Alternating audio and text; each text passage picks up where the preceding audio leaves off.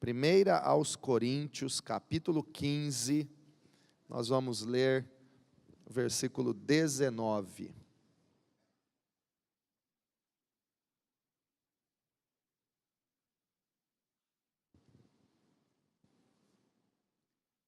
Se é somente para esta vida que temos esperança em Cristo, somos de todos os homens os mais dignos de compaixão. Diga comigo, se é somente para esta vida que temos esperança em Cristo, somos de todos os homens os mais dignos de compaixão. Senhor meu Deus, pedimos que fale conosco, nos dê sabedoria, entendimento da Tua palavra, porque a palavra do Senhor é viva e eficaz, a Tua palavra é a verdade. E nós pedimos, Pai, direção, graça, misericórdia da Tua parte, para que possamos ser edificados, alimentados sobre a verdade da Tua palavra, porque os céus e a terra passarão, mas as Tuas palavras não passarão. Por isso, meu Deus, que nós possamos estar totalmente abertos, totalmente atentos, repreendemos toda distração ou incredulidade, que tenta atrapalhar, impedir e roubar a palavra que é semeada nos nossos corações. Nós oramos, ó Pai, e nos consagramos totalmente a Ti. Estamos aqui porque Te amamos, e o Senhor é a razão da nossa vida. Em nome de Jesus, amém. Graças a Deus. Esse texto fala sobre a nossa esperança em Cristo. Quem aqui confia no Senhor e deposita a sua esperança em Jesus Cristo, levante a mão, dê um glória a Deus, diga: a minha esperança está em Jesus.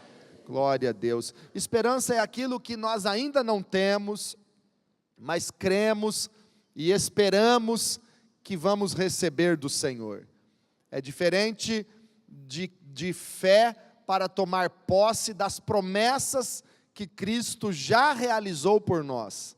Tem coisas que já são nossas em Cristo Jesus e que nós precisamos tão somente tomar posse e não ficar apenas esperando um dia receber. Mas esperança fala daquilo que Deus prometeu para o futuro, fala de depositar e esperar em Deus, para que Ele faça e Ele haja em nossa vida, de acordo com a sua vontade. Alguém no passado já disse que a esperança é o sonho do homem acordado, é aquilo que você imagina e espera para o seu futuro, para a sua eternidade. E nós podemos esperar em Deus, e esta confiança, essa esperança no Senhor, ela tem alguns pontos muito importantes, que eu quero caminhar na Bíblia com você, a respeito dessa esperança no Senhor, a respeito de confiar e de depositar a esperança em Deus. Primeiramente e sobretudo, essa esperança deve ser colocada em Deus. Muitas pessoas se frustram, muitas pessoas sofrem, porque depositam a esperança em homens, depositam a esperança em situações, colocam uma expectativa em circunstâncias, mas a Bíblia manda que eu e você coloquemos a nossa esperança em Deus. A Bíblia diz que nós devemos esperar em Deus, é esperar no Senhor, é esperar na presença de Deus. Essa esperança em Deus envolve oração, confiança nele, descansar nele, porque nós depositamos toda a nossa confiança, toda a nossa esperança no Senhor. Isaías capítulo 64, no versículo 4, traz uma promessa para quem espera no Senhor. E a Bíblia diz assim, Isaías 64, versículo 4: desde os tempos antigos, ninguém ouviu, nenhum ouvido percebeu, e olho nenhum viu outro Deus além de ti, que trabalha para aqueles que nele esperam. É esperar nele. Veja como nós devemos direcionar a nossa esperança, a nossa espera em Deus, olhando para o Senhor, esperando no Senhor. É confiar que Ele vai agir. Então essa esperança começa em Deus, depositando nele toda a nossa expectativa. Em segundo lugar, essa espera em Deus envolve uma atitude prática minha e sua, uma atitude pessoal, de falar ao nosso próprio coração. Salmo 62, versículo 5. No livro de Salmos nós aprendemos algumas coisas muito importantes sobre esperar em Deus, sobre depositar nossa esperança no Senhor. Salmo 62, verso 5, diz assim: descanse somente em Deus, ó minha alma, dele vem a minha esperança. Então veja o que a Bíblia diz: descanse somente em Deus. Por quê? Porque dele vem a minha esperança. Mas nós vemos aqui o salmista dizendo assim: descansa somente em Deus, ó minha alma. Há uma atitude de quem espera em Deus, de falar ao seu coração, de falar consigo mesmo. Parece até estranho quando a gente vê alguém falando sozinho. Qual é a primeira impressão que a gente tem quando vê alguém falando sozinho? Você já pensa assim: essa pessoa está faltando uns parafusinhos aí. Mas hoje é comum, você anda na rua, você vê alguém dirigindo e falando sozinho. Às vezes ela está falando pelo celular, pelo rádio, conectado com o celular, conversando com alguém. Ela está falando com alguém, parece falando sozinho. Mas o salmista está falando consigo mesmo. É como se ele estivesse fazendo assim: ó minha alma, ei, acorda aí, deixa eu bater aqui na porta da minha alma. Ei, ó minha alma, espera somente em Deus, ponha nele a sua esperança. É uma fala para si mesmo, porque muitas vezes, irmãos, a nossa alma desalinha com a vontade de Deus. Aí você tem que acordar, você tem que chamar a sua própria atenção e dizer: ei, a minha alma, acorda aí, você crê em Deus ou você não crê? Olha o Salmo 42, versículo 11, como o salmista fala consigo mesmo, e é como se ele estivesse até dando uma bronca em si mesmo. Salmo 42, versículo 11. Salmo 42, verso 11. Por que você está assim tão triste, ó minha alma? Por que está assim tão perturbada dentro de mim? Ponha a sua esperança em Deus, pois ainda o louvarei. Ele é o meu Salvador e o meu Deus. O salmista está falando consigo mesmo. Ele está falando: ó minha alma, ei, você crê em Deus ou você não crê? Por que está assim tão triste, ó minha alma? Por que está assim tão perturbada aqui dentro de mim? Tem horas, irmãos, que você tem que se levantar e bater na porta aí da sua mente ou da sua alma e dizer assim: ei, você crê em Deus ou não crê? Você foi no culto domingo, tomou a Santa Ceia ou não? Para estar com esse tipo de pensamento ou de sentimento. Você estava no culto, levantando as mãos e declarando que o meu amado é o mais belo entre milhares e milhares, ou não? Agora, qual é o teu prazer? Então veja bem, tem horas que nós temos que falar ao nosso coração, falar consigo mesmo, para alinhar com a vontade de Deus. Às vezes nós precisamos acordar e dizer para a nossa própria alma aquilo que é a palavra de Deus. Não é pregar só para os outros, nós temos que pregar primeiro para nós mesmos. Fale para quem está aí do teu lado, primeiro você precisa pregar para si mesmo. Quantos estão entendendo, irmãos? Olha o Salmo 103, como o salmista estava pregando para ele mesmo. Salmo 103, é um dos salmos que eu mais gosto na Bíblia.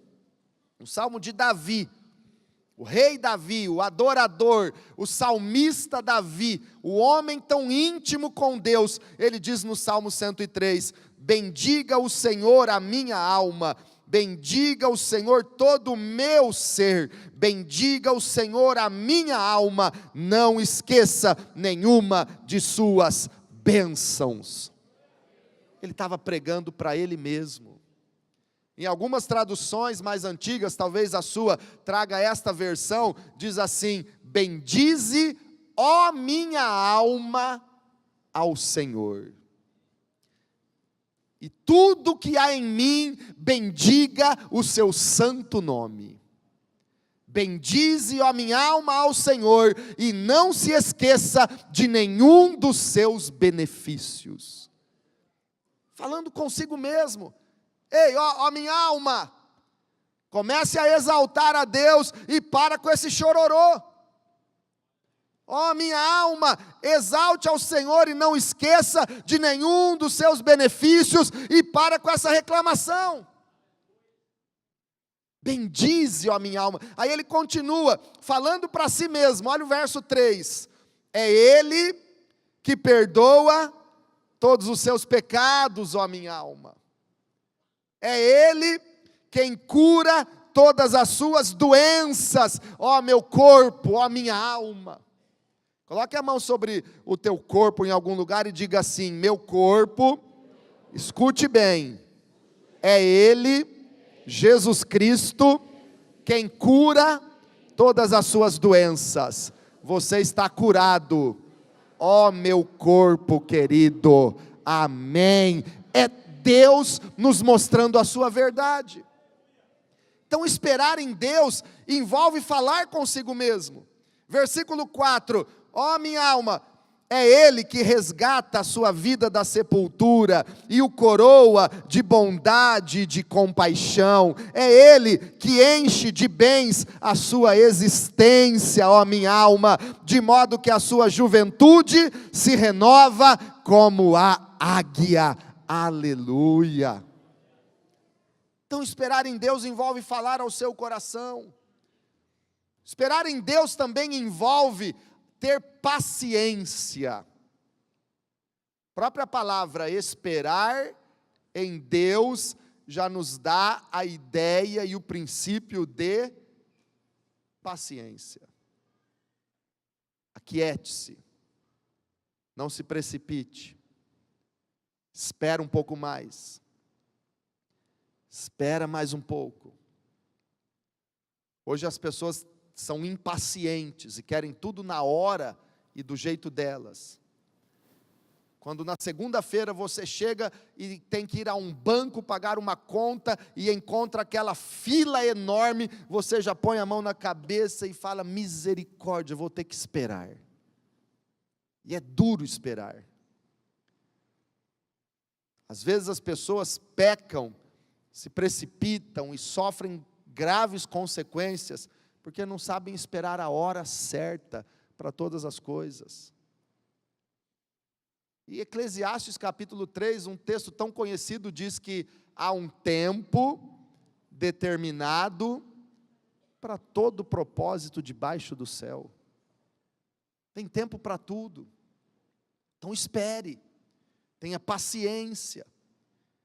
Salmo 40, todo mundo sabe decor, porque é um texto que todo mundo fala. Esperei com paciência no Senhor. O que aconteceu? Ele se inclinou para mim e ouviu o meu clamor.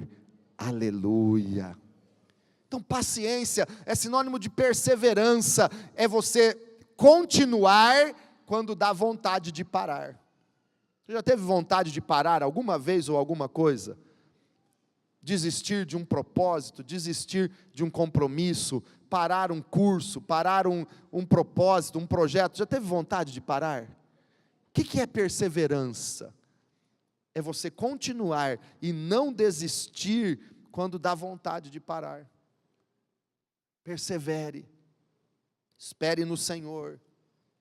Nós lemos que Deus trabalha por aqueles que nele esperam. Então, se Deus está trabalhando, continue esperando nele.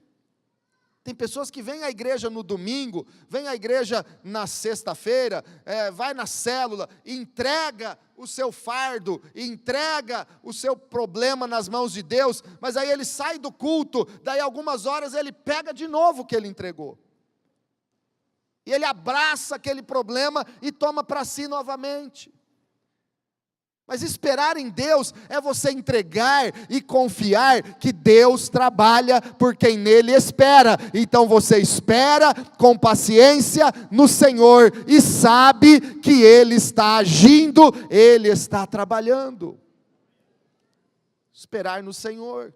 Esperar no Senhor também, irmãos, demonstra a nossa confiança no caráter e na natureza do nosso Deus.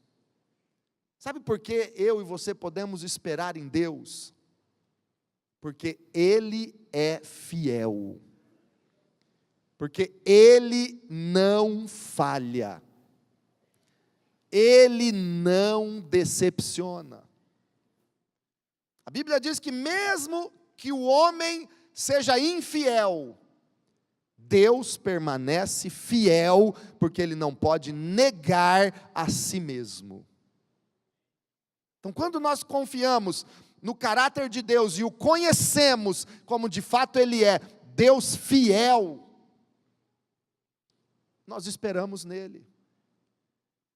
É por isso que nós cantamos agora há pouco um trecho e uma fala de Jó no seu livro, quando Jó, no meio de toda aquela tribulação, no meio de toda aquela dor que ele estava passando, ele declarou: eu sei que o meu Redentor vive e por fim se levantará sobre a terra.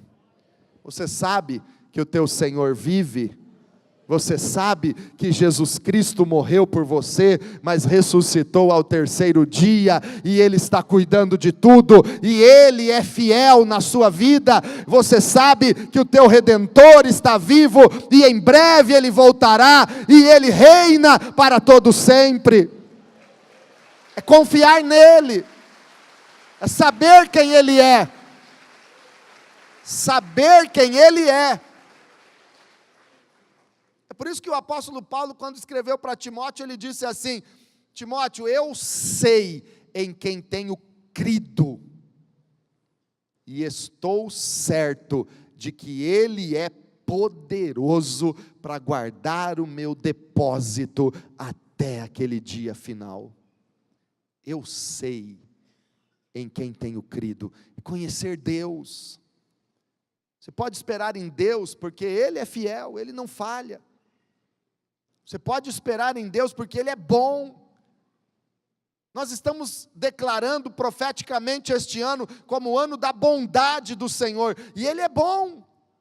Por mais que você esteja passando uma luta, uma aflição, uma tribulação, Ele é bom e Ele continua mostrando bondade na sua vida. Porque você o conhece e você sabe, o meu Deus é bom, Ele tem cuidado de mim, Ele é maravilhoso, Ele é o Deus fiel a quem eu sirvo e servirei eternamente.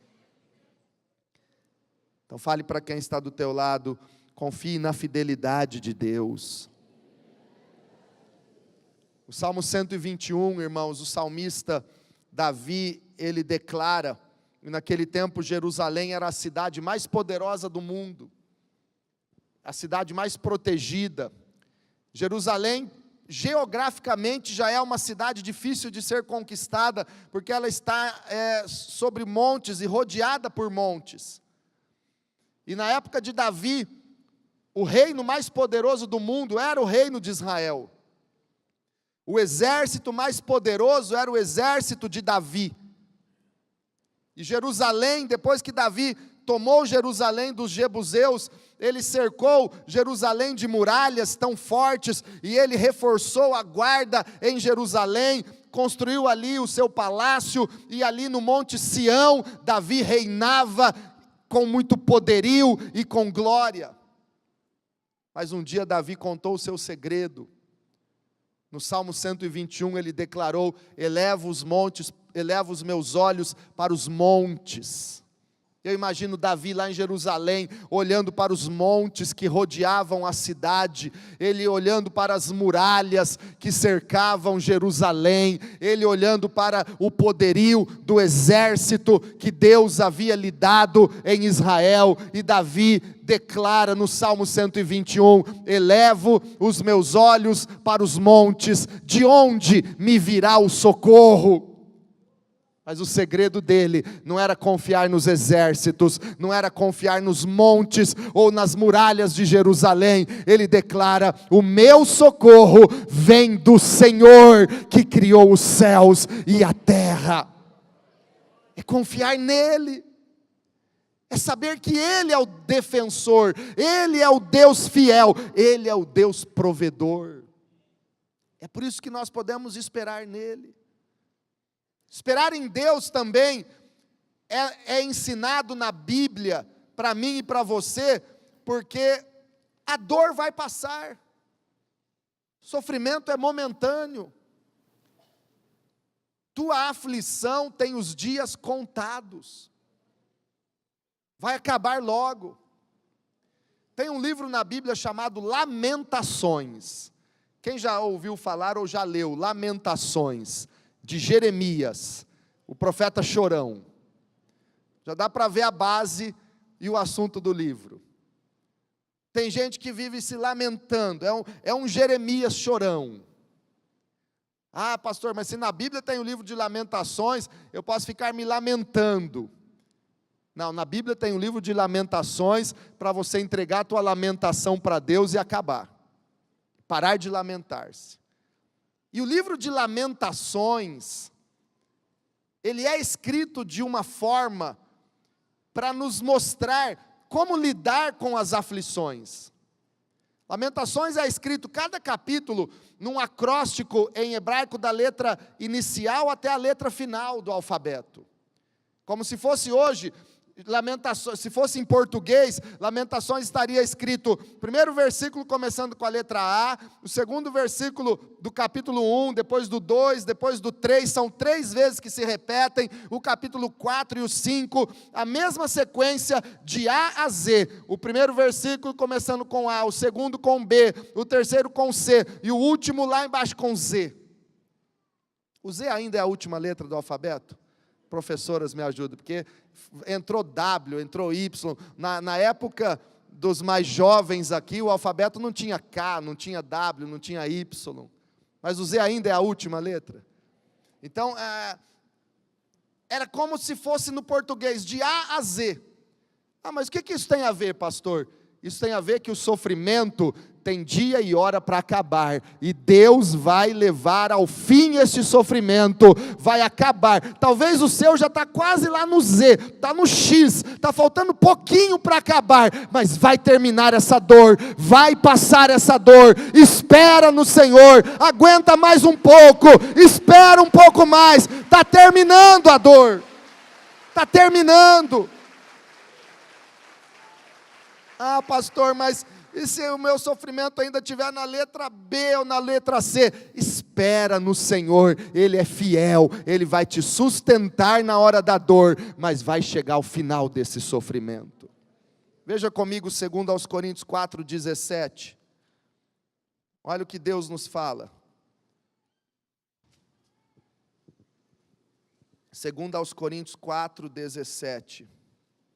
Pois os nossos sofrimentos leves e momentâneos. Diga assim: os nossos sofrimentos, leves e momentâneos. Dá uma paradinha aqui, olhe para mim. Ah, pastor, o meu sofrimento não está leve não. Está pesado. Aí eu quero só te convidar e te lembrar, e pedir para você comparar. Pesa na balança o teu sofrimento, pesadão como está parecendo, e os sofrimentos de Cristo. O quanto Jesus Cristo sofreu. Pesa na balança.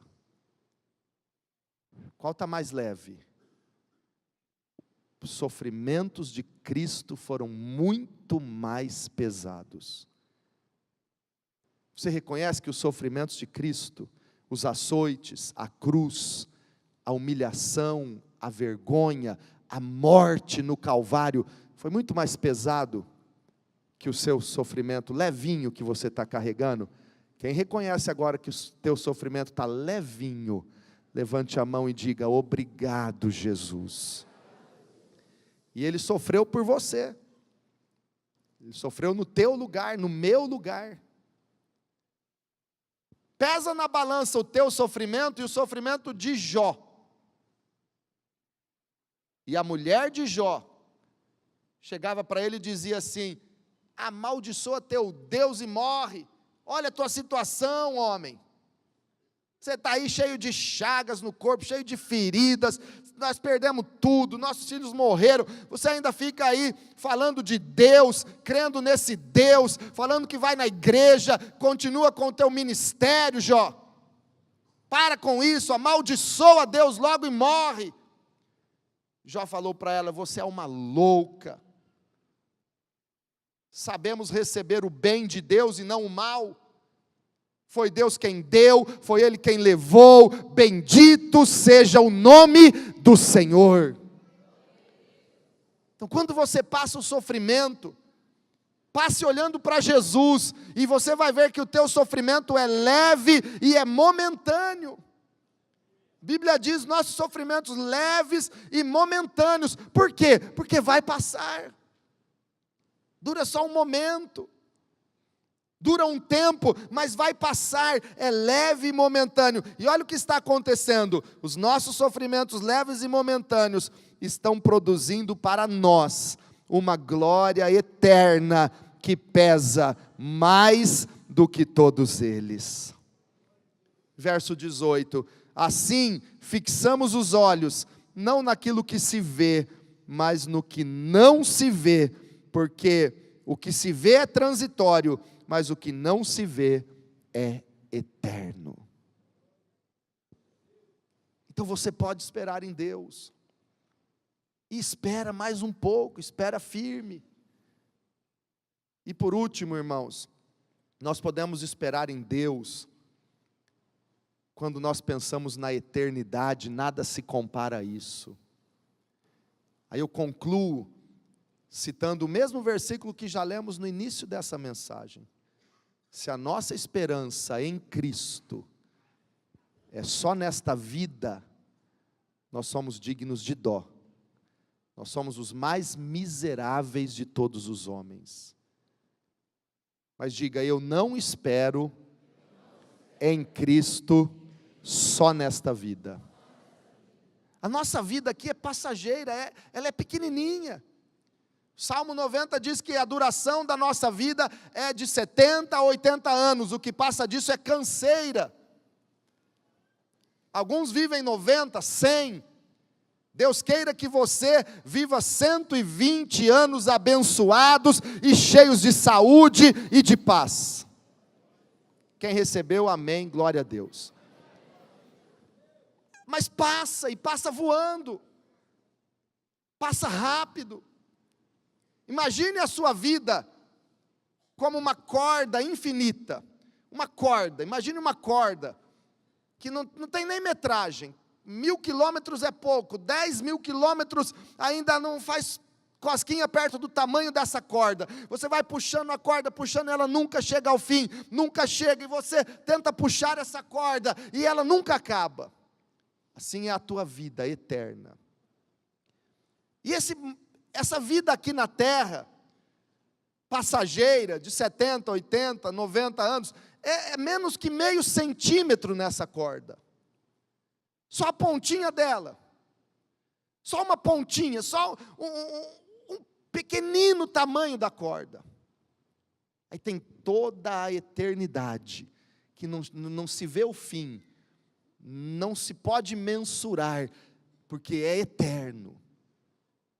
Então nós não esperamos em Cristo só para esse pedacinho da corda, só para essa vida aqui, que nós damos tanto valor, e às vezes tem pessoas que dão mais valor a esse meio centímetro da corda aqui, da sua vida aqui no mundo, do que toda a eternidade que está por vir, preparada por Jesus para você. Então nós não esperamos em Cristo só nesta vida. Nós olhamos para a palavra de Deus e esperamos em Cristo para toda a eternidade. Nós sabemos e cremos que Ele preparou para nós a vida eterna. Ah, pastor, mas quem garante que a vida não é só esse meio centímetro da corda? Quem garante? A nossa garantia é Jesus Cristo, porque Ele morreu, Ele foi sepultado, mas ao terceiro dia Ele venceu a morte, Ele ressuscitou, e Ele disse que Deus amou o mundo de tal maneira, que deu o seu Filho unigênito, para que todo aquele que nele crê, não pereça, mas tenha a vida eterna. Jesus é a garantia da vida eterna. Jesus é a garantia da vida após a morte. Jesus é a garantia. Se Ele tivesse falado tão bonito, se Ele tivesse curado tantos enfermos, se Ele tivesse ressuscitado tantos mortos, como Ele fez, mas tivesse morrido, irmãos, e permanecido na sepultura, Ele não seria a nossa garantia de vida eterna. Mas Ele morreu e venceu a morte. Você pode confiar nele, Ele te dá a vida eterna. Então eu quero ler com você alguns textos de Apocalipse, que nos apontam para a eternidade, para o que há de vir, e nos traz esperança de que a nossa confiança em Jesus não é só aqui. Agora, antes de ler alguns textos de Apocalipse, eu quero te dizer algumas coisas, que muitas pessoas se escondem atrás das promessas de Apocalipse e da volta de Jesus, como uma fuga para os seus problemas. Entenda o que eu quero te explicar. Algumas pessoas estão passando por problemas, ou por dificuldades tão grandes, e pensam assim, ou dizem assim, Jesus precisa voltar agora, porque eu não aguento mais. Jesus não vai voltar para resolver os seus problemas, Jesus vai voltar para cumprir a vontade do Pai e os tempos determinados para a sua vinda. Quem tem que resolver o seu problema e quem vai sair daqui determinado a levantar a cabeça, a segurar nas mãos de Jesus e resolver cada problema que tem na sua vida é você, e Deus vai te dar vitória. E quando Jesus voltar, não vai ser uma fuga dos nossos problemas, vai ser para nos alegrar e reinar eternamente com Ele. Tem gente que tem uma visão apocalíptica dizendo assim, o mundo está cada dia pior, Jesus tem que voltar logo. Não, sabe qual é a solução para o mundo melhorar? É você pregar o Evangelho, ganhar almas, fazer discípulos, e Deus vai restaurar muitas vidas, e Jesus vai operar e vai transformar a situação. Quantas famílias têm sido transformadas por Jesus Cristo e vivido o melhor de Deus aqui na terra? Levante a mão e diga amém. Então Apocalipse não é uma fuga. Jesus tem que voltar, porque eu estou cheio de dívidas e eu não sei como pagar, então volta logo Jesus, para minhas dívidas ficarem todas aí, e o anticristo vai pagar. É engano seu, e isso não vai acontecer.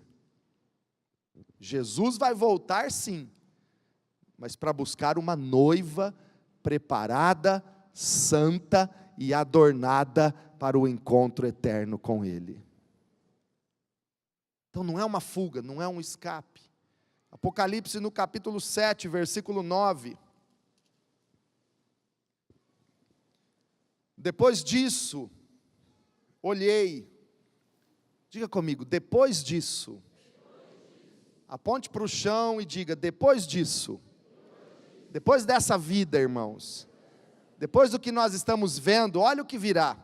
Depois disso, olhei e diante de mim estava uma grande multidão. Grande multidão. Ei, a obra de Deus não é pequenininha.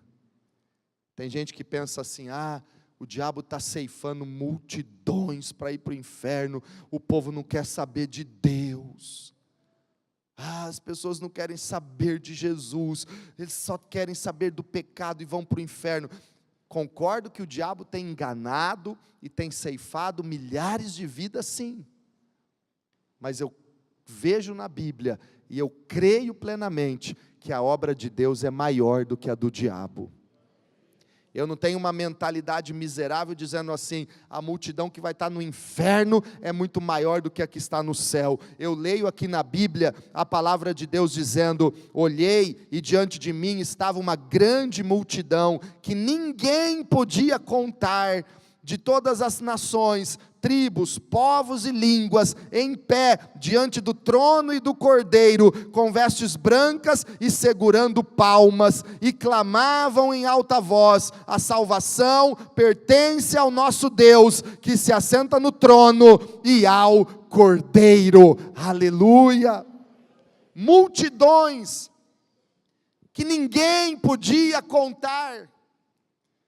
Irmãos, o diabo está trabalhando, infelizmente está cegando pessoas, arruinando vidas e levando para o inferno, sim, mas Deus está trabalhando muito mais. O Espírito Santo está convencendo os pecadores do pecado, da justiça e do juízo, e no mundo inteiro a igreja vai avançando, ganhando pessoas para o reino de Deus. Deus está trabalhando através dos seus servos, através de uma igreja que atua e que ganha almas. A obra de Deus está sendo feita, e a obra de Deus é maior do que a obra de Satanás. Deus é maior. Deus é maior. Deus é grande. Multidões estavam ali. Deus reservou uma eternidade para nós. Nós não esperamos em Cristo só nesta vida. Apocalipse 19, versículo 6.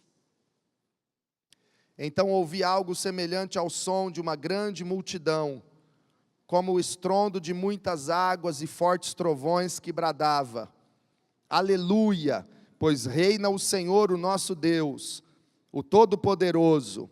Regozijemo-nos, vamos alegrar-nos e dar-lhe glória, pois chegou a hora do casamento do Cordeiro, e a sua noiva já se aprontou. Para vestir-se foi-lhe dado linho fino, brilhante e puro. O linho fino são os atos justos dos santos. E o anjo me disse: escreva, felizes os convidados para o banquete do casamento do Cordeiro. E acrescentou: estas são as palavras verdadeiras de Deus. Felizes não são aqueles que esperam em Cristo só nesta vida. Felizes aqueles que são convidados para o banquete do casamento, para as bodas do Cordeiro de Deus, Jesus Cristo. Você tem esperança e confia em Deus para toda a eternidade. Fica de pé diante do Senhor.